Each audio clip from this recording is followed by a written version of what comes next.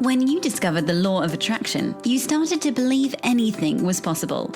Life got better, much better. Now you want more, but it's not working.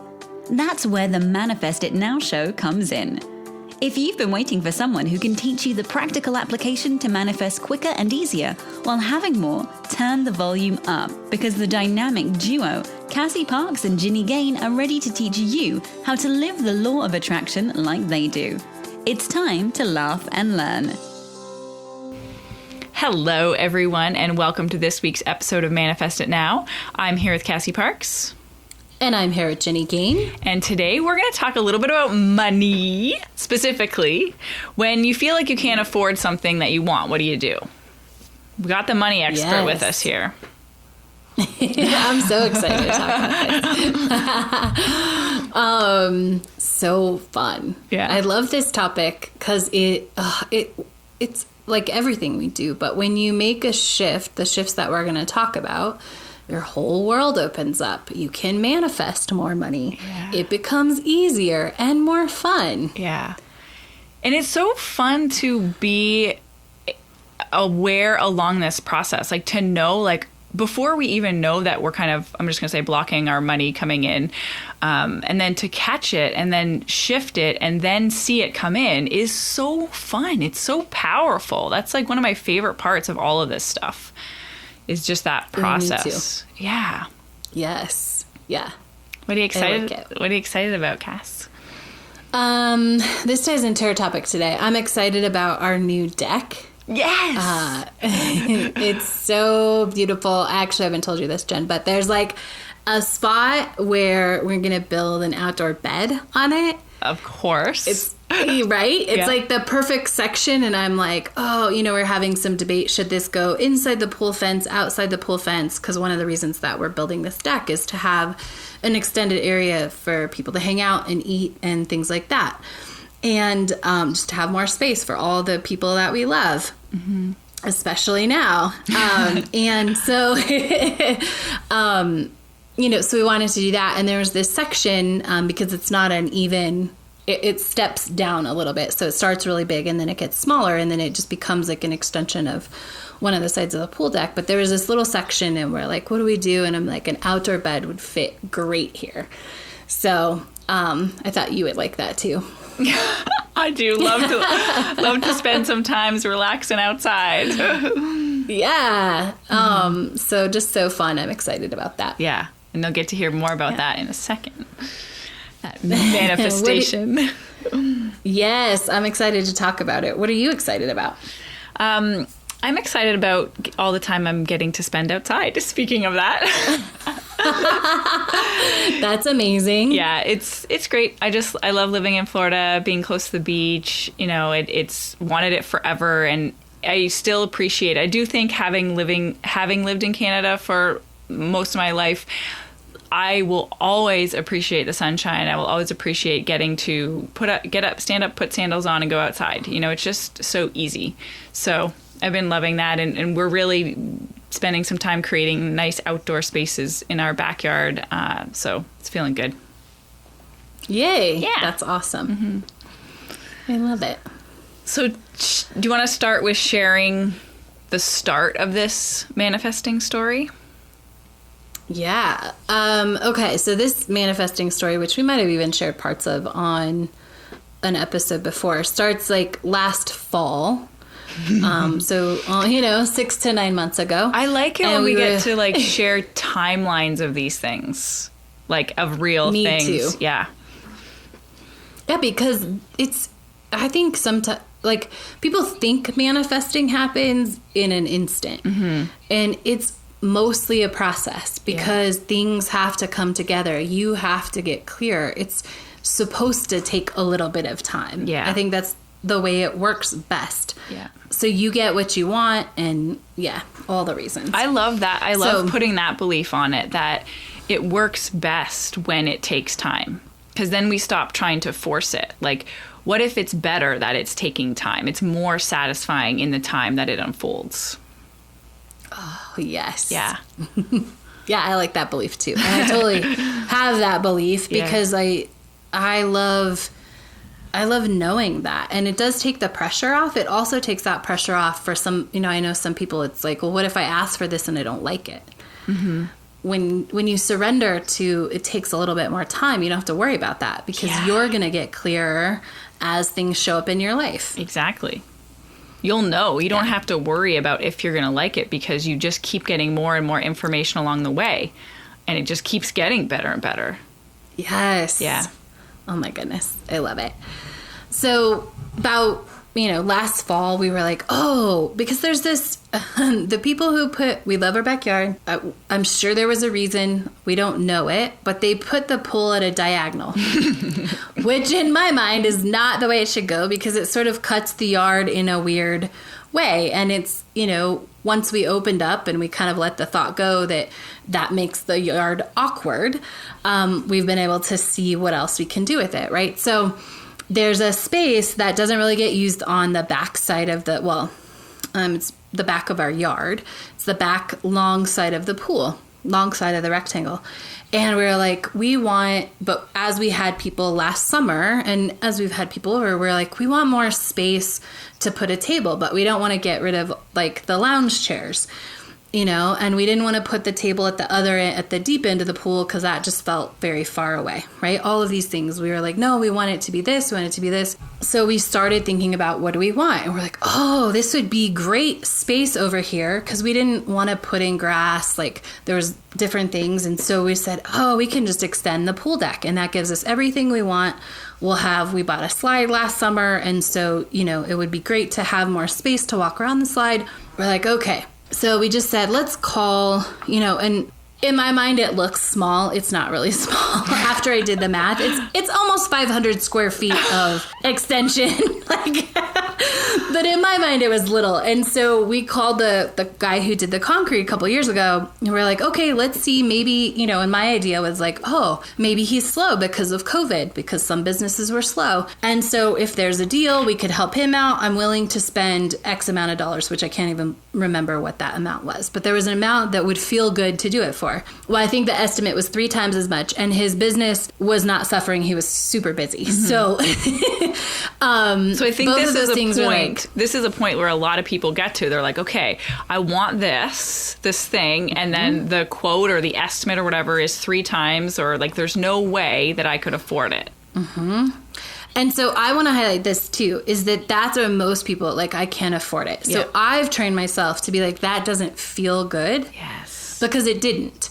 It wasn't even, I don't think it, even if I could, we could have afforded actually. There was enough money in our savings account that if that's what we wanted, we could have paid for it, aka afforded it. Yeah. But it was the choice that didn't feel good. Yes. And so most people, because we think we have to justify things, I think is a reason that people often default to like, I can't afford that. Yep. And when you're saying I can't afford that, you're like claiming a reality, like a truth, where feels very permanent. Like you've decided that's true for this situation. Whereas when you say that doesn't feel good, that can change. Like this doesn't feel good in this moment. That price doesn't feel good. But there's so much, you're not creating that reality because you can change how you feel. Yes. Mm-hmm. And so you're claiming it for a long time. So one example is the price of lumber has gone up. Like that's just generally a fact everywhere.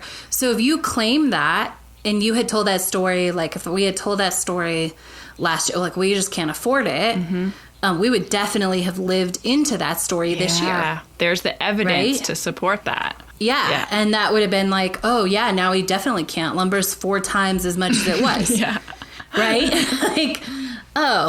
And so what was the other thing I wanted to say? Like, so what you're claiming when you're saying I can't afford it, you're claiming that, but you're also taking away your power to feel into it. If it doesn't feel good to invest that money, it's okay. There is no judgment. There is this myth out there that when I want to have so much money that I won't have to think about what I want to do with it. There's always going to be choices. Even if the choice is, do I buy 1 plane or 2? There is a choice. Yeah. And you want to get used to that.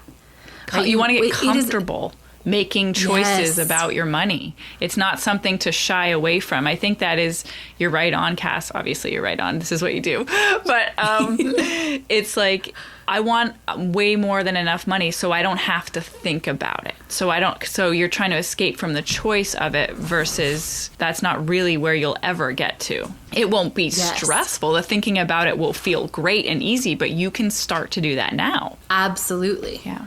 You can start to feel good now, and you want to be good at making those choices and making those fun. And so knowing like that just doesn't feel good, whether there's money in the bank for that or not, is powerful. Yeah. So we said, okay. And so then we were at the same time getting our deck built. So getting the shed built, we're in the process of that. And the guy who was building it was telling us, oh, I got you some Trex for your porch that I'm building on the shed. And, oh, this place, I get it for like $1 a square foot. And so we were like, oh, like $1 a square foot. We can, that seems like, just off the top was like, oh, that would feel better. And we were like, oh, and we actually got excited. This is that journey that we talked about in the beginning when it takes longer. We were like, oh, that would be better because we really would like less concrete. We would love something different, to look different, to not just be all concrete. I want to highlight, it's the And so we're like- celebration of like the possibility.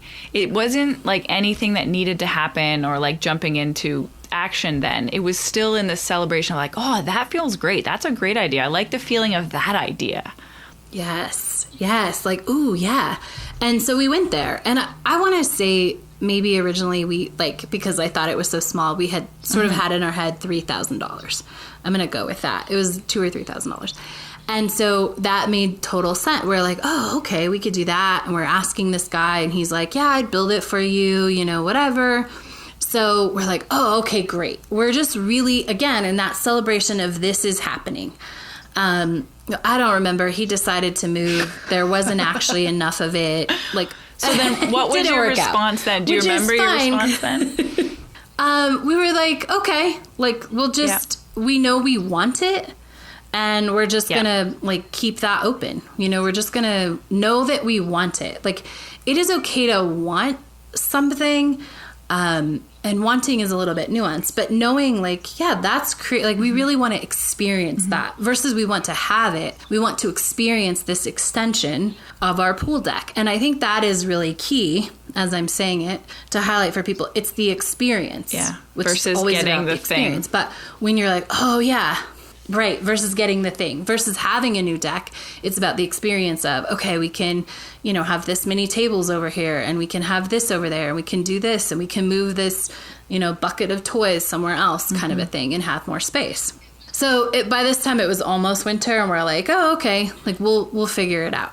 And I don't know if at that point, my love, we go to a store that's that sells, it's not used building supplies, but like the extras. And so we like to go in there because you can find some great deals, and I'm all about reusing stuff. If it feels good and if you can. And so somebody might have told her like, oh yeah, sometimes we get Trex too. And so we're like, oh, okay, cool. And so we just went about the winter, just letting it go, which is a key, not worrying about, oh, how are we going to get the deck? How are we going to do this? None of those things. And then I think it was January or February, and she happened to stop in probably to make a donation. And they had just gotten all of this Trex in, like piles of it. And she was like, oh, do you want to get it? And we're like, and I'm like, yeah, like, let's go get it. And so we went together, and we had a lot of fun, which is key, like pulling out boards, and it got even better where we were trying, there wasn't all one color. And so we were like, okay, how does this make us feel? And we're like excited because we can do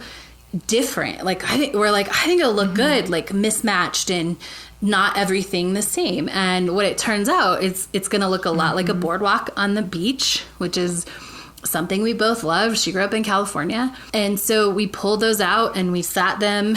And then, she was like, okay, we just need someone to build the frame. And I'm like, okay. And she's like, I don't think I can do that. So we start the process of contacting people and getting some quotes. And sometimes it was the timeline that didn't feel good. And sometimes it was the investment. We're like, yeah, no, that just doesn't feel good. And so then finally she's like, I think I figured out how to do it ourselves. Ooh, this is interesting. So we could kind of let go of it. Is I'd call my contractor and I said, hey, we need this built. Would you be willing to just build the frame? He's like, yeah, I'd totally do that. I just need to finish up with your mom. Well, my mom has since added like 15 projects onto this one house that he's doing. And so he's occupied. And so in that space of, but we got to be a little bit in like, oh, it's going to get done, which is that key space of manifest. Like, this is happening, right? So you let go even more. That's when she was like, I think we can do this. And so she started investigating it. I think I'm going to pause we started for one having a lot of so fun. One of the keys here is finding this balance between being on the path and like taking action and not trying to figure it out, or not feeling like it's not working out if it's not immediately what you want, right? So calling one contractor and being like, oh, that's too much. Calling another being like, oh, that's not the right timing. In this process, it's so important to remember it, to be in the it's happening process, that you don't need everything to go exactly as planned, but to stay more connected to the knowing that it's happening, to the knowing that you're on the path, that this is unfolding. Because that obviously was happening and you guys weren't freaking out about it not working at any point. Right.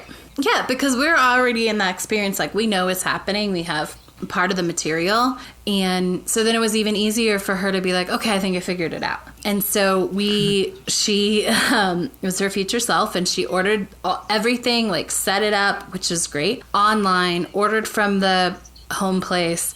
They were supposed to deliver it, and a bunch of things went wrong with the delivery.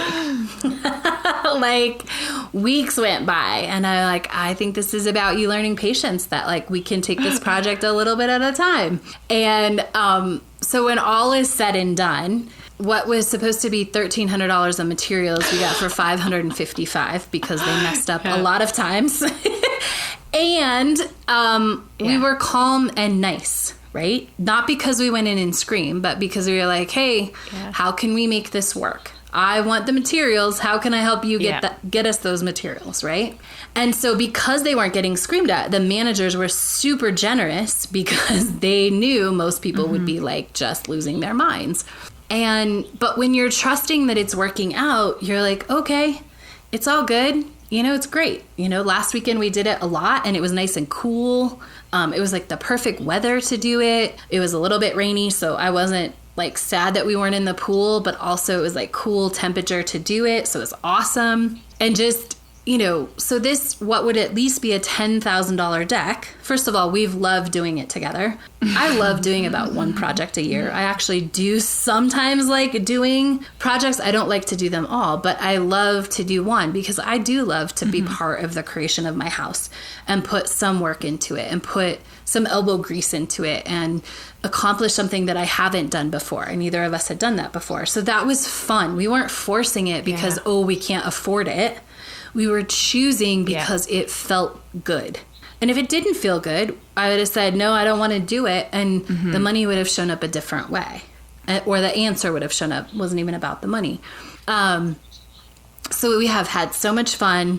We've built it and it's almost done. And it's amazing. And so we've built what is at least a $10,000 deck with materials. And if we had someone else do it for $1,000, which was even less than our original, it feels good price. So there's always, it's so important to, if you ever catch yourself saying, oh, I can't afford that, or, oh, I need money for that. Like, there's so many more solutions than available to you. So it's super important to don't cut yourself off like that, is to stay open to how what you want can unfold for you if you think money is a limiting option or part of it. And I really love in this part of like the delivery, you guys didn't get the full Mm-hmm. story, but it seemed like it was not working out, but it was working out in response to, them getting more. It was more abundant for them. And literally timing work out, even with weather and things like that, it was always working out. And so it's just a great example of how the universe works this way. And I will say, I'm a big proponent of hearing stories like this. That's why Ginny and I talk about our own lives. It's why on my other podcast, I share stories, because stories change our brain and see what's possible. And I have a client, if you've listened to Manifesting Success Stories, who is probably these ones are airing pretty close to now. She had a similar experience last year with her fence. She trusted the money was going to show up, and then the delivery was messed up, and so she saved all of this money. And so I already had that in my, I know, without even asking, right? We didn't go in and be like, oh, so, are you going to give us a huge discount? I was like, no, we're just going to go get our stuff and trust. But I was like, oh, this is totally going to work out. I was like, we're going to pay like half. We paid way less than half. And so that's just super fun. And so take this story as evident, like just listening to this story is changing your brain about what is possible. That's perfect. Is there anything else, Cass, you want to add to wrap up with, like talking about when you think you can't afford it? No, just stop saying that and check into like either say I can't, I'm choosing not to get it today, or check in with yourself if it even feels good. Love it. Yeah. All right, guys, we'll see you next week. Have a great week. Bye. Go be awesome. Thank you for joining us on the Manifest It Now show, where you learn how to leverage the law of attraction to manifest your dreams. Now that you're inspired, share the love and review us on iTunes. While you're there, remember to subscribe.